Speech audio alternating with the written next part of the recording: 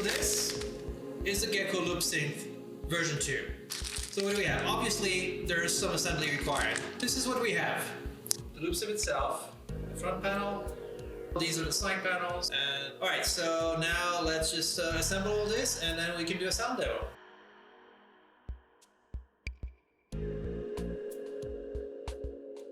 Alright, so this is the assembled Gecko Loop Synth, and let's take a look at what we have. So on this side over here we have the USB port, which can both charge the device and also power it.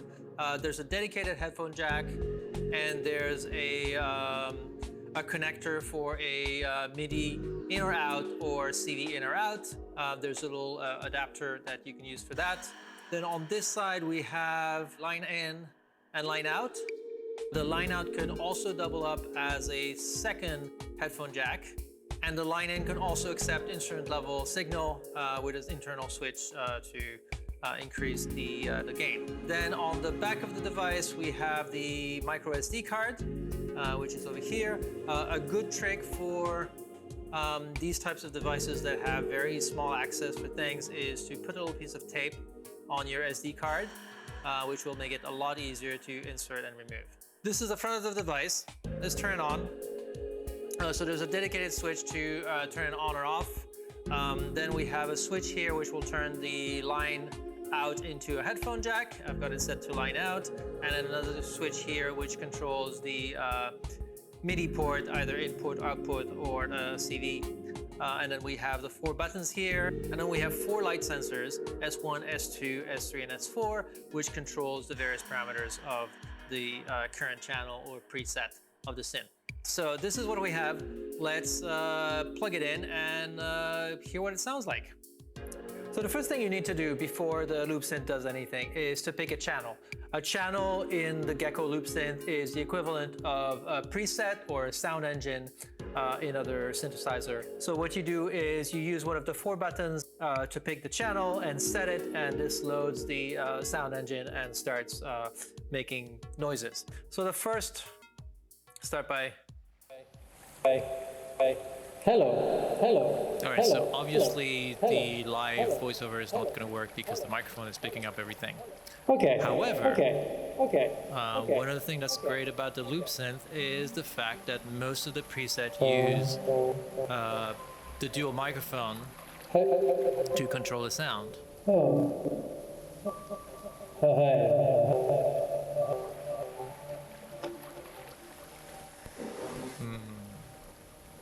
The sound of a brush against the grass with a lovely stream in the background. Isn't that very relaxing? ASMR. Hashtag ASMR. Alright, so channel 1 to 4 are all meditative soundscapes.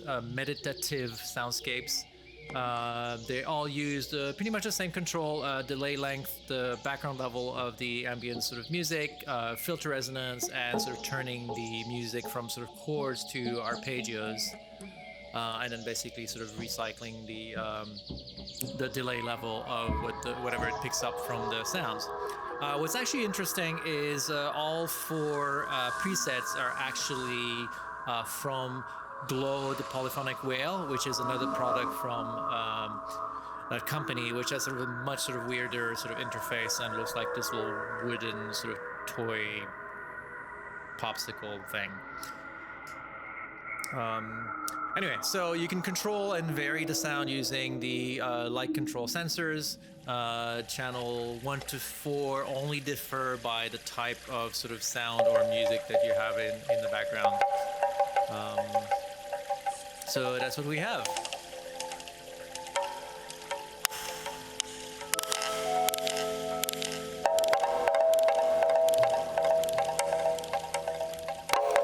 All right, channel 1-1. Channel 1-1 and not channel 11 because this is a base 4 system. Channel 1-1 is actually the original preset from Loop Synth version 1. It doesn't really have any control. Actually, at first I thought you could actually sort of use the accelerometer for that, but no, nothing changes. It's just picking up stuff from a microphone and switching it. Channel 1-2, which has an amazing title, Song of Wind and Ice, which is a little bit disappointed because it's really just filtered noise, and the isochronic tones are clickety things. So thank you for taking your inspiration from R.R. Martin, but yeah. It's followed by channel 1.3, which is actually a pure white noise generator. So yeah, that's what this does. Channel 1.4 is really interesting. So it's called Bytebeat. It's a generative sort of mathematical sort of song slash oscillator chaotic craziness. There's not a lot of control. You can basically use one of the buttons to control the stereo spread. Well, you should be listening to this with headphones, by the way. And then another one which sort of increases or decreases the amount of computation to get the resulting sounds. Channel 2.3 is one of the first of the two infinite loopers, so really interesting. You can control the loop length, sort of filter the various things coming in and out, and because it's an infinite looper, it sort of just picks up the stuff and keeps sort of layering itself above and above.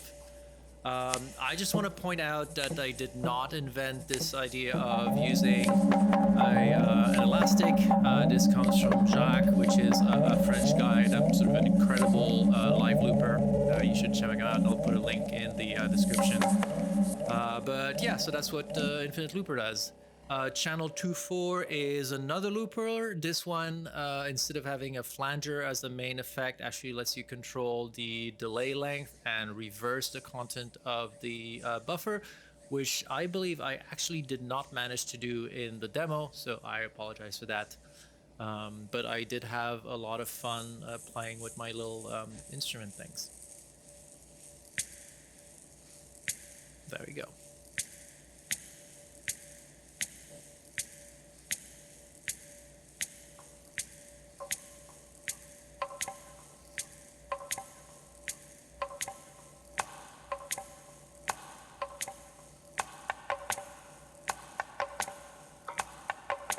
And here comes the elastic again.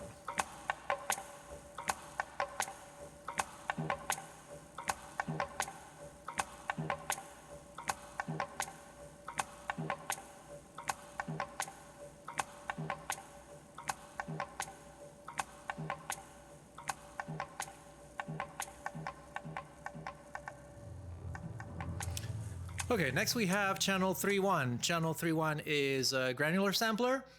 So the sensors control the sort of flushing or sort of grabbing more material into the sampling buffer, the number of detune, and where in the sort of sampler space the granularity happens, and the number of voices and things like that.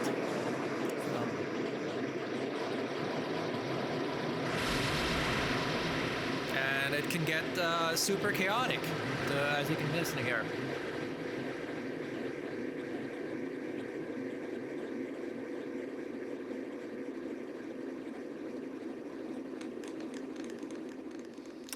Next we have channel 3.2. Channel 3.2 is decaying reverb.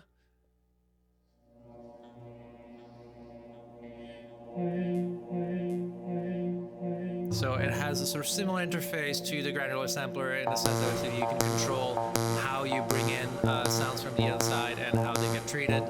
And I believe I'm playing a patch from the Blofeld in the background to sort of feed sound into this.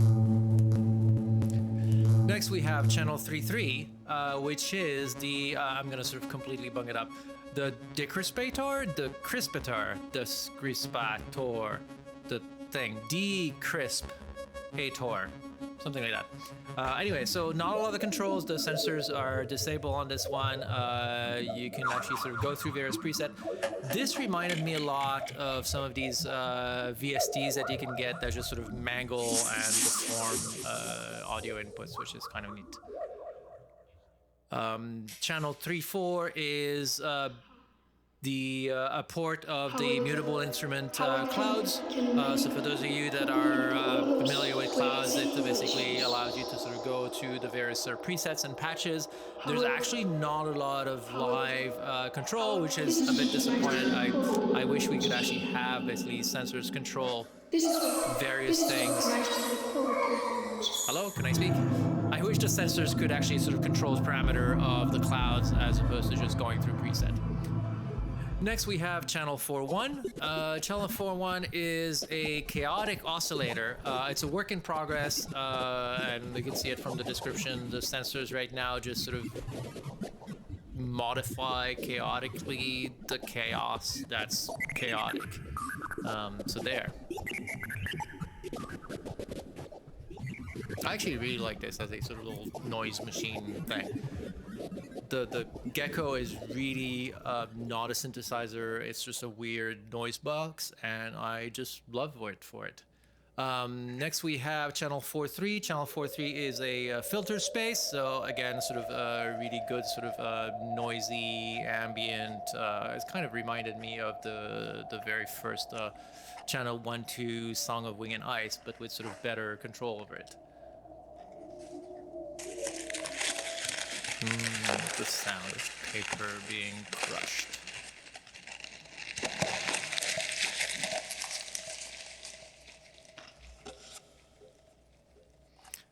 Next we have the last channel, the sort of built-in, which is channel 4.4, filtered space plus reverb, so very similar to the previous one. And the sort of interesting thing is the sensors control, they each control a filter plus something else, a filter plus delay, filter plus noise, filter plus resonance, etc., etc. So that kind of covers all of the sort of built-in channels or presets. It's really hard to understand what's going on because it uses this base 4 number notation. So 4.4 is actually the 17th preset. So there you go. Overall, I'm really sort of liking what you could get out of this little box. It's not a traditional anything. I think as a sort of strange hardware noise processing, I think it's definitely going to sort of find a place in my setup. So I'm looking forward to use it in real track. Anyway, so that's all we have for now. I hope you had a good time sort of listening to me ramble about this little overview of the awesome Gecko Loop Synth. Thank you, and I'll see you later. Bye-bye.